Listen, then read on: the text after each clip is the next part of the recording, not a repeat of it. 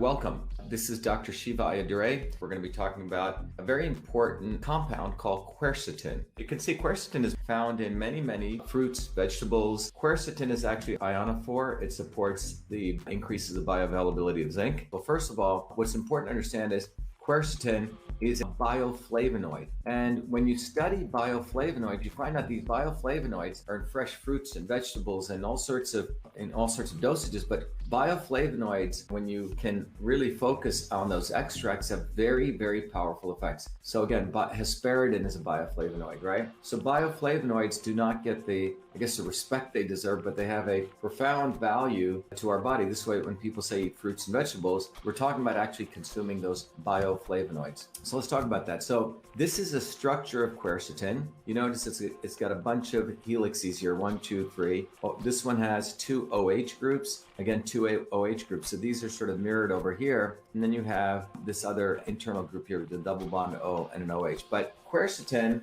is actually found in more than 20 fruits and vegetables. 20 fruits and vegetables. Its highest level is found in apples and onions. So I just want you to focus on that. Some people consider an onion the queen of the vegetable kingdom. And, people say apple a day keeps the doctor away. But as you can see, quercetin appears in both of those. It's found in high levels in apples and high level in onions. And it has potential benefits to overall health and disease resistance. And quercetin has GRAS, which means generally recognized as safe. If someone says, oh, is that vitamin or mineral GRAS, GRAS? So here's something important to learn. In a lot of the supplements field, people look if something is GRAS, which means generally recognized as safe. So it's GRAS status and has no known side effects. So this is important to remember because you may have people saying, oh, be careful of that. That's dangerous, right? Well, remember, everything is all about dosages, but quercetin has GRAS status, generally recognized as safe, and it has no known side effects. So that's the molecular structure of quercetin. So CytoSolve is really a technology platform. And what CytoSolve allows us to do is, first of all, we can eliminate the need for animal testing because we can literally mine all these papers, extract out the ones that are curated and are of high quality in a particular area of interest. And then from those, you can mathematically model the molecular functions behavior to understand what's going on. And that's what CytoSolve allows us to do. And this is back in 2003 to 7, I created as part of my PhD work, and that is known as CytoSolve. But we can mine the known research, extract it, and then we can understand the molecular pathways. And today we're going to be focused on the immune system so we can look at it relative to the immune system. Now, one of the things people need to understand that I keep hitting upon is that I was doing an interview today, and I was saying to this guy, I said, do you know that Big Pharma is having major problems? He goes, what do you mean? I go, well, take a company like Pfizer. How much revenue did they make in 2012? And I told him they made around 65 billion. And I said, how much revenue did they make last year? And he goes, oh, they made trillions. I said, no. I said, they actually lost 25 billion. So Pfizer has lost they're down to 40 billion in revenue. They lost 25 billion in revenue. Just think about that. So there's been an incredible loss in amount of revenue in one company like Pfizer because of this. It takes an incredible amount of money to produce a single drug to test in test tubes and labs and to test it on animals. Then they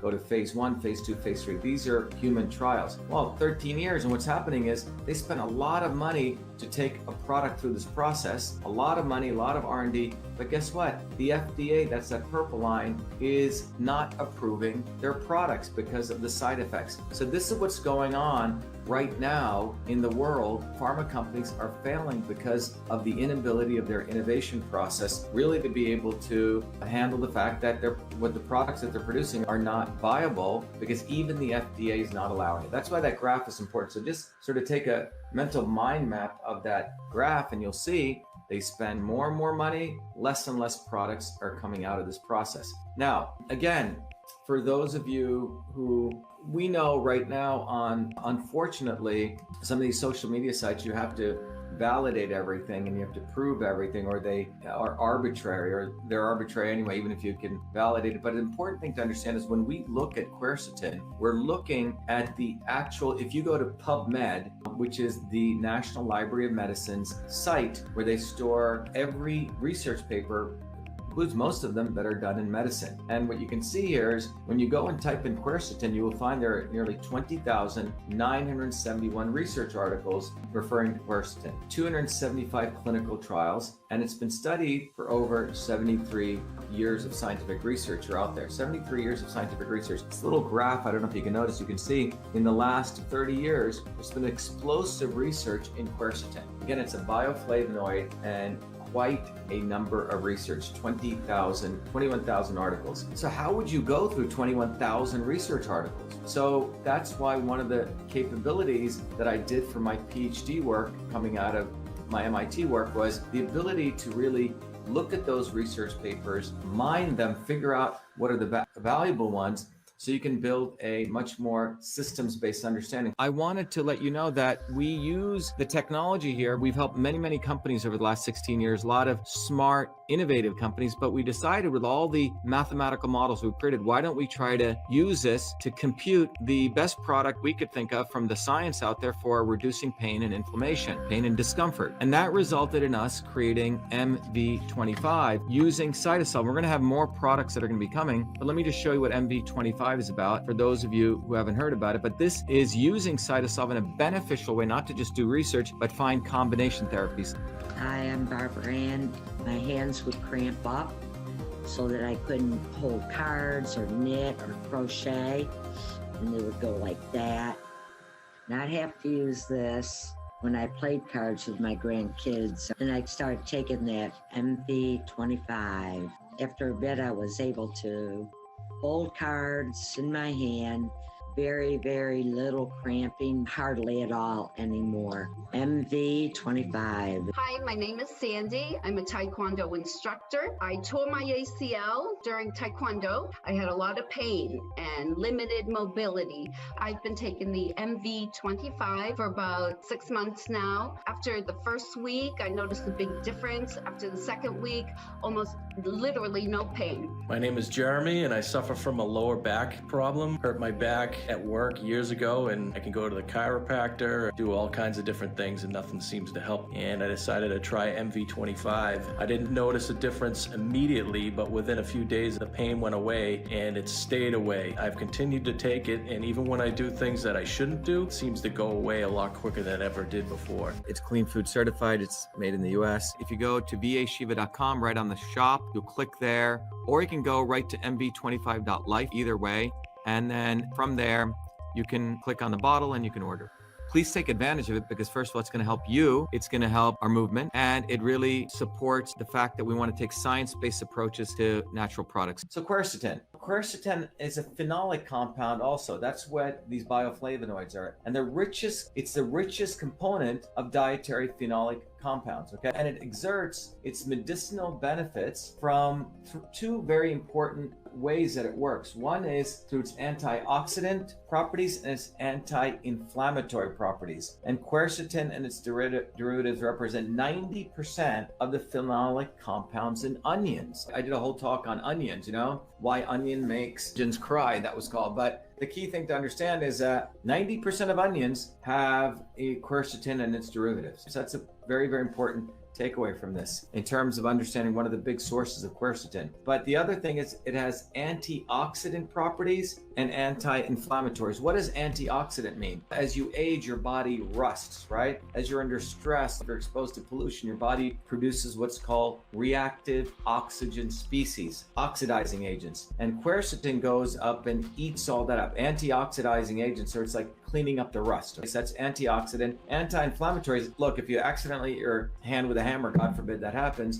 but you get swelling and your body will release and turn on inflammation to go support it. So you want a certain level of inflammation, but you don't want inflammation continuing when you don't need it. So it has also an anti-inflammatory effect, okay? So that's the other piece of quercetin. The next aspect is let's look at the biological aspect. The top two are antioxidant and anti-inflammatory, but that's not only, it's anti-carcinogenic. And by the way, all of this is in the known science. People have spent a lot of their lives on it, figuring this out. It is is anti-mutagenic. It's anti-proliferative. So those three things are the things that make sure if you have cancer, it doesn't proliferate. Cardioprotective, hepatoprotective, so protects the heart, protects the liver, hepatoprotective, protects your brain, neuroprotective, and it's anti-obesity. So just look at that. So this is a systems medicine in some ways. A systems medicine means it's not only affects one system, it affects many, many subsystems in your body. Heart,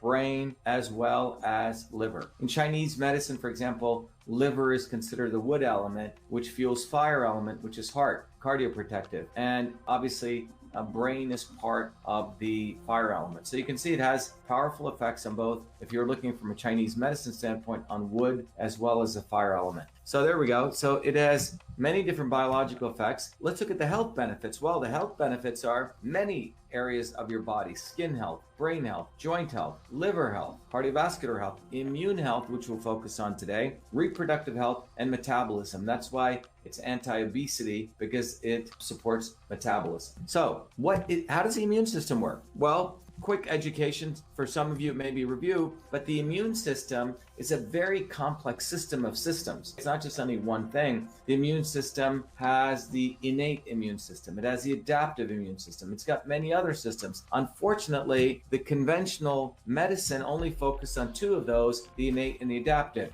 And the innate system is the stuff that gobbles up viruses. These are called macrophages. So if a virus enters your lungs, the macrophages, which are in your eyes, your nose, your throat, the back of in your gut, those things, the macrophages, they're in your lung linings. They're the things that go first, try to take out that virus by gobbling it up, put it in sort of non-scientific terms. But after they gobble up the virus, then in this simplistic model of the innate and the adaptive, then the thing that's gobbled up kicks in your T cells and your B cells, which create antibodies, and then your CD8 T cells, which try to kill the infected cell. But it's a second part. But in this model, first you have the innate, and then you have the adaptive, and if you get antibodies, voila, you're. But the reality is this is actually not true.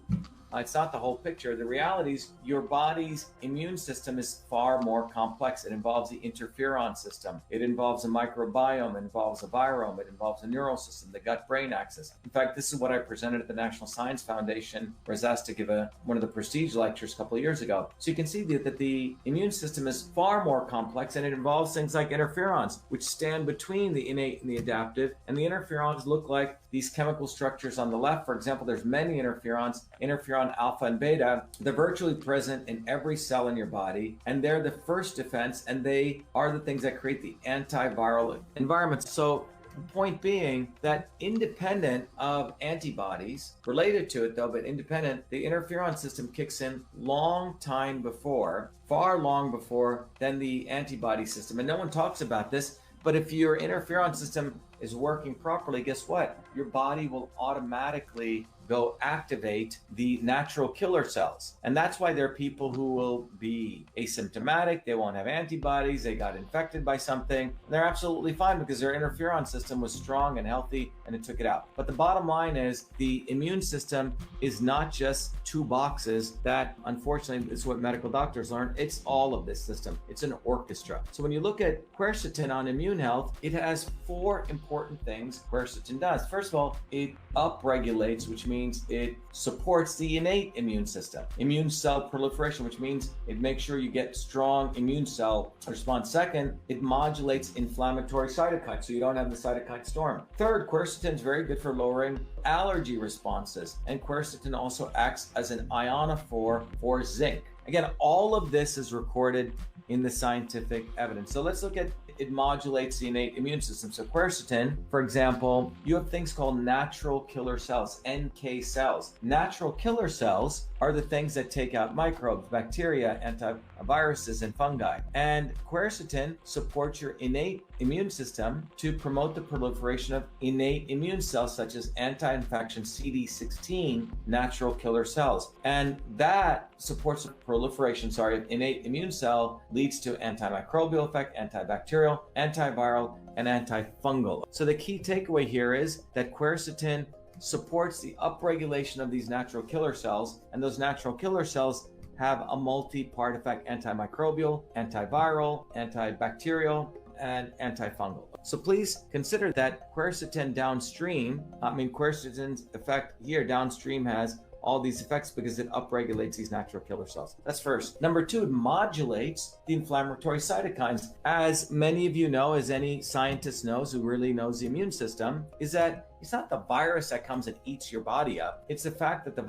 different viruses go into different parts of your body. And if your body is weak, your body can overreact, which means it doesn't have the right shock absorbers. And your body literally starts eating itself up. And we're looking at this is through inflammation. So quercetin puts out lipoxygenase, IL-8 and IL-6. Quercetin, when you have lipoxygenase right here, that creates inflammation. Sorry about that. Lipoxygenase creates inflammation. And quercetin inhibits lipoxygenase. But there are two other cytokines, IL-8 and 6, which also lead to inflammation. And quercetin stops all that. So in this case, quercetin has an inhibitory effect. It inhibits lipoxygenase and it also inhibits IL-6 and IL-8. Third thing is quercetin modulates allergies, allergic response. Those of you who are looking at what's going on now, you want to talk to your medical professional, but it's in the Northeast, it's pollen season. So you have a lot of pollen. And when you get allergic reaction, what happens is your body is releasing something called histamines. And histamines are released through these cells called a basophil. So basophil put out these little purple thing called histamines, and that's the thing that gets the allergic response. And histamines are implicated in nuts and shellfish and pollen. And guess what? Quercetin comes in and it suppresses those histamines. That's the other thing. Next, you see that the fourth thing is, this is really, really important. I want everyone to listen to this. Hundreds and thousands of papers written showing zinc helps stop viral replication. Lots and lots of clinical studies done on this. Well, the problem is you want to make sure zinc goes into your cell. It's bioavailable. Well, what's fascinating is look at this. Look what quercetin does. Quercetin is an ionophore. I want everyone to listen to it. It's an ionophore, and that increases the ion transport into the cell across the cell membrane. So if this is the membrane of a cell, here's the outside of the cell, here's the inside. Well, quercetin acts as an ionophore, which means taking quercetin in combination with zinc, quercetin increases zinc's cellular uptake and increases antiviral activity. We know that zinc has a powerful effect in stopping viral replication, but because of quercetin, the ion pores in the cell membrane open up, and boom, zinc can squeeze through. And the other examples of ionophores are chloroquine, EGCG from green tea, resveratrol, ivermectin, which is an antiparasite. So zinc is the key. You got to get zinc into the cells to have an antiviral activity. And guess what? Quercetin is an ionophore. Hydrochloroquine is an ionophore. Quercetin is an ionophore. It lets zinc get in there. Another very, very powerful piece. So when you really look at all these capabilities of zinc, right? For quercetin, you're seeing it has a multiplicity of effects. It's not only doing just one thing, it's having a multiplicity of effects. Now, quercetin, what does it do? Let's say this is your body type. Quercetin stabilizes motions. If someone's erratic, it calms you down. It increases conversion, or what we call in the Indian system pitta, which means it supports digestion. And it also increases kapha, storage, strength. It builds your infrastructure, your bones and tissues and all those kind of things. So quercetin calms you down, supports digestion, increases digestive activity, and lowers this. So what should the dosaging be? Again, this is not a medical show. You should talk to your doctor, but what I'm going to share with you is what the science says about dosaging. So what does the science actually say?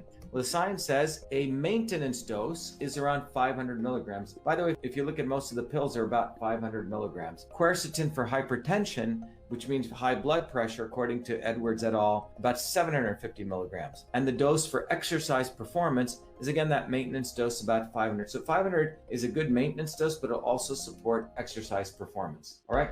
So what do we have? In summary, we have quercetin activates the cells of the innate immune system. So that means the cells that are your innate early system. But quercetin also inhibits inflammatory enzymes, such as lipoxygenase and inflammatory cytokines involved in the cytokine storm. And then quercetin mitigates allergic reactions. So you want to think about this as pollen season comes. And then quercetin acts as an ionophore for zinc, thereby enhancing the antiviral activity. So again, I just want to quickly have everyone look at that so you can see that quercetin has some very multi-part effect. It supports your innate immune system, it makes sure you modulate the cytokine storm, and it mitigates allergic reactions. And it also acts as an ionophore, so zinc comes in and zinc can stop viral replication. So there we go. There's quercetin. So anyway, I hope this is valuable, everyone. Be well, be the light, and God bless you all. Thank you.